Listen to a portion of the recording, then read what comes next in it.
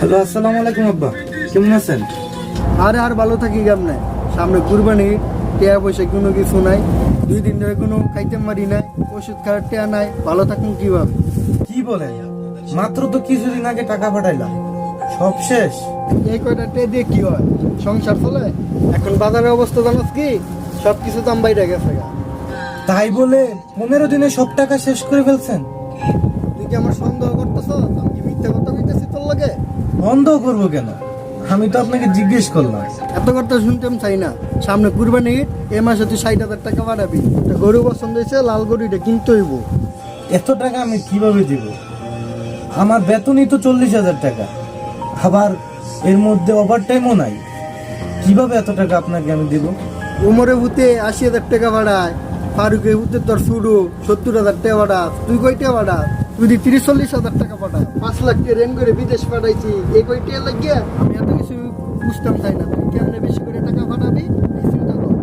সবাই কি আর বিদেশ আসতে পারে? সবাই কি লাখ লাখ টাকা কামাইতে পারে? যদি বিদেশ আইলে টাকা পাওয়া যেত, তাহলে বাংলাদেশের কোনায় কোনায় চাকরি না পাওয়া বেকার যুবকরা উড়ি ছিনতাই বাটপারি করে বেড়াতো না। বাবা আমায় বুঝতে চায় না।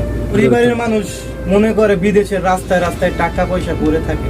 দেখেন ভাই, বাংলাদেশের প্রত্যেকটা ফ্যামিলি মনে করে বিদেশ টাকা উড়ে, কেউ বুঝতে চায় না প্রবাসীদের কত কষ্ট হয়। দিন রাত খাইয়া না খাইয়া পরিবারের কথা চিন্তা করিয়া খালি আলাতুল কাজই করে থাকি, তবুও কারো মন খুশি করতারি না। আমি আপনার সমস্যা হয়তো সমাধান দিতে পারবো না, তবে একটা পরামর্শ দিতে পারবো। যত যাই হোক কখনো ভেঙে পড়বেন না, সব সময় শক্ত থাকার চেষ্টা করবেন। ইনশাল্লাহ একদিন সব ঠিক হয়ে যাবে। আচ্ছা, তাহলে আজকে আপনি ডিউটিতে যাইতে হবে না, আপনি আজকে রেস্ট করেন।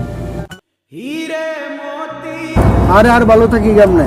সামনে কুরবানি, টেয়া পয়সা কোনো কিছু নাই, 2 দিন ধরে কোনো খাইতে মারি নাই, ওষুধ খাওয়ার টেয়া নাই, ভালো থাকুন কিভাবে? এই কয়টা টেয়া দিয়ে কি হয়? সংসার চলে?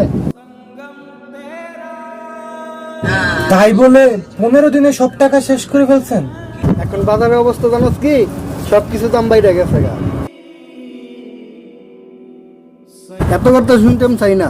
সামনে কুরবানি, এ মাসে তুই 60,000 টাকা পাঠাবি।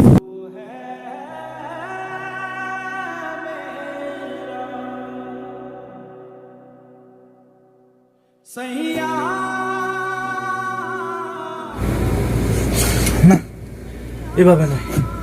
আমার লাশ যেন আমার কেউ খুঁজে না পায়, এই ব্যবস্থাই করতে হবে।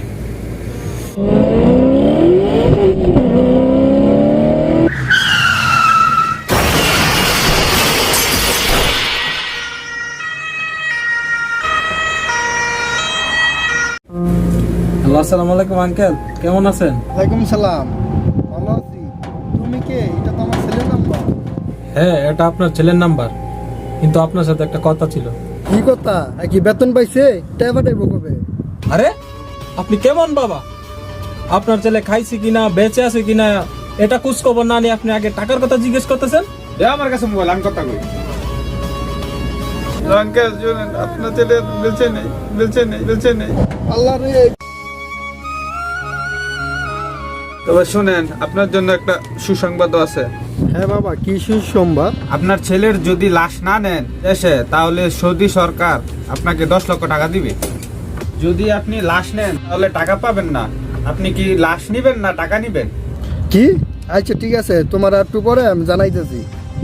নিজের ছেলের লাশ দেশ নেবে, এটা বাবার কি আছে?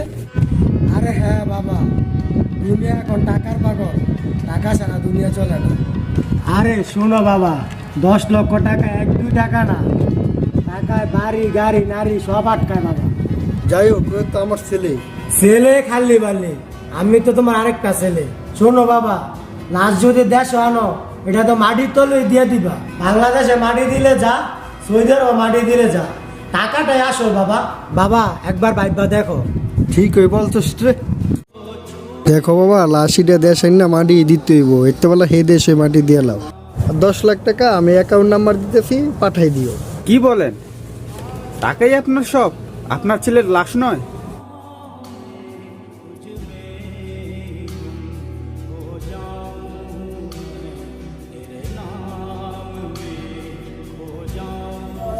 দুনিয়ার সবাই হলো টাকার পাগল, আমার কাছে একটা বুদ্ধি আছে। কি বুদ্ধি? আমরা আপনার বাবার কাছে ফোন দিয়া বলবো যে আপনি মারা গেছেন। মানে? আপনার বাবার কাছে বলবো দেশে লাশ না নিলে কোম্পানি 10 লক্ষ টাকা দিব। না না না, তারা অনেক টেনশন করবে আমার জন্য। যতই হোক তিনি তো আমার বাবা, তাই না? আরে ভাই, তাতে ভালো হইব। আপনারে বেশি ভালোবাসে নাকি টাকারে বেশি ভালোবাসে সেইটা প্রমাণ হইব। কঠিন বুদ্ধি। আরে না, আমি শিওর আমাকে বেশি ভালোবাসে, টাকাকে নয়। টাকা দিয়ে সব হয় না। দেখো বাবা, লাশিটা দেশ আইন না মাটি দিতে হইব, একটু বেলা হে দেশে মাটি দিয়ে লাও। 10 লাখ টাকা আমি অ্যাকাউন্ট নাম্বার দিতেছি, পাঠাই দিও।